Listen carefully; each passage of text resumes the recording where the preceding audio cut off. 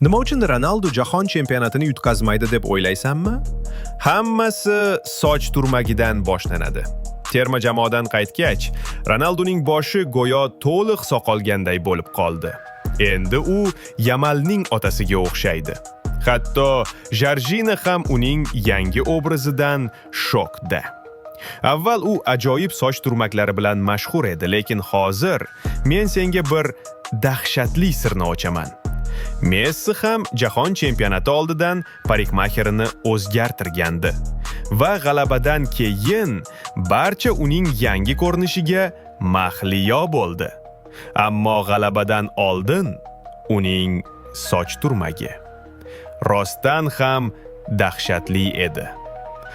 Xuddi shunday holat Ronaldo Zubastik bilan ham bo'lgan.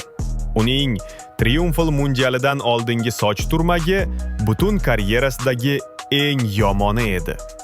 Mbappe va afsonaviy Zidan ham shunday.